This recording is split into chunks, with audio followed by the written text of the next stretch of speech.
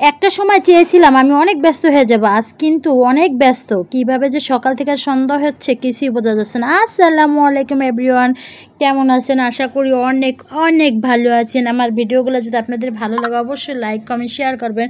তো যাই হোক, এই কথাটা কেন বললাম, একটা সময় অনেক ব্যস্ত থাকতাম, কারণ এখন আমি মনে হয় ভাত খাওয়ারও টাইম পাই না ঠিক মতন। কারণ এই যে আমার দেখেন বাচ্চাদের নিয়ে টেক কেয়ার করা, বাচ্চাদের খাওয়া দাওয়া, গোসল করা, ছেলেকে মাদ্রাসা দেওয়া, ছোটো মেয়েটাকে খাওয়া দাওয়া, তার বড় মেয়েটা আল্লাহর রহমতে ভালো নিজেটা নিজে টুকটাক করতে পারে। তা যাই হোক, আবার পেজ চালানো, কারণ ভীষণ মন খারাপ হয়, কারণ এত কষ্ট করি। মানে একটা সময় অনেক ব্যস্ত হইতে চাইছিলাম, বাট এখন ব্যস্ত মানে এখন আমি যে বললাম না, পানি খাওয়ারও সময় পাই না, এরকম একটা অবস্থা।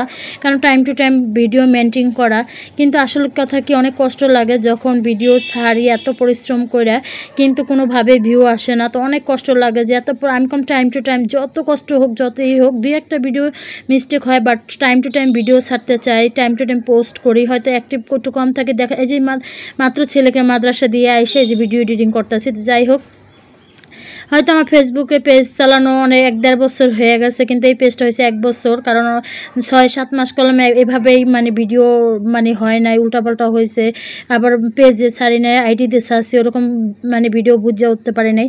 আর এখন আমি যে এত ব্যস্ত আপনারা জানেন না আপু ভাইয়ারা, কারণ অনেক প্রচুর ব্যস্ত থাকি আমি। কারণ এই যে সকালেই আমি 7টা বাজে উঠে ছেলেকে মাদ্রাসা খাওয়া দাওয়া করে মাদ্রাসা নিয়ে আসি। তো যাই হোক, এইভাবে নিয়ে আসি আবার এসে টাইম টু টাইম ভিডিও পেজে সময় দিই, কারণ পেজে আমি সবসময় চাই মানে সবসময় টাইম মেনটেন করে ভিডিওগুলো ছাড়তে চাই। কারণ আমি অনেক পরিশ্রম করি, বাট পরিশ্রমটা ফল পাইনি এখনও। তো যদি কখনোই হয় আলহামদুলিল্লাহ, যতটুকু পাইছি আলহামদুলিল্লাহ, যেহেতু আমার কন্টেন্ট মনিটাইজেশন সেট আপ চলে আসছে, এই জন্য আলহামদুলিল্লাহ বলতে হবে।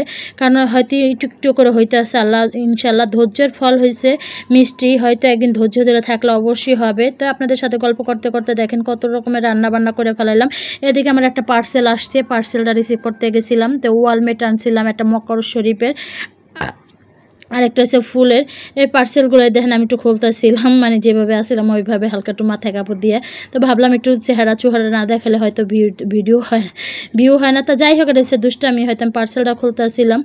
দেখেন পার্সেল আমি দেখছি অনলাইনে হয় সব পেজ ভালো না। দেখেন আমি দিয়েছিলাম মোবাইলে কি গ্লেজ দেখাইছে, বাট একটু ফেক মনে হয়, আমার মনে হয় মানে ওরকম গ্লেজই আসে নাই, আর একটু ছোটো মনে হয়। আমি জানি না এগুলা কত রকম সাইজ, আমি দিয়েছিলাম আরও মনে হয় বড় লাগছিলো যখন মোবাইলে দেখছি, আর গ্লেজিংটা অনেক সুন্দর হয়েছিল। তাই তো পার্সেলটা আমি রিসিভ করছি, রান্নাবান্না করে আমার ফোন আসছে যে একটা পার্সেল আসছে। তো পার্সেলটা নিয়ে আসতে গেছি, নিয়ে আসার পরে তাড়াতাড়ি করে সব সেটিং করছিলাম, সেটিং করে পরে হলো আপনারা খাওয়া দাওয়া করছি। তাই তো মক্কা শরীফটা মানে ড্রয়িং রুমে লাগাইলাম। তো ড্রয়িং রুমে লাগানোর পর আর ফুলের রিডার হয়েছে ড্রয়িং রুমে লাগাইছি, মানে খাবারের রুমে যেখানে লাগাইছি। এরকম ভালোই লাগছিলো মোবাইলে, কিন্তু মোবাইলে থেকে এমনি একটু অন্যরকম দেখা যায়, মানে গ্লেসটা একটু কম দেয়, আর মোবাইলে কম একটু বেশি আসছে। তাই তো পার্সেলটা রিসিভ করে এগুলো ফিটিং করে পরে খাওয়া দাওয়া করতেছিলাম। আর সাধারণ খাবার কম অসাধারণ লাগে মাঝে মধ্যে। আমি দেখছি বেগুন ভাজা আর ডাল চচ্চড়ি আর গরুর মাংস রান্না করছিলাম। তো আজকে আমি ডাল চচ্চড়ি আর বেগুন ভাজা ফার্স্টে খাইছি, পরে এসে গরুর মাংস দেখাইছি, ভালোই লাগতেছিল খাবারটা। আর তো আমি ব্যস্ত কম, প্রচুর ব্যস্ত। আমি মনে হয় যে বললাম না, আমি সকালের খাবারটা কখন যাই খাই জানেন, 12টা-1টাও বেজে যায়।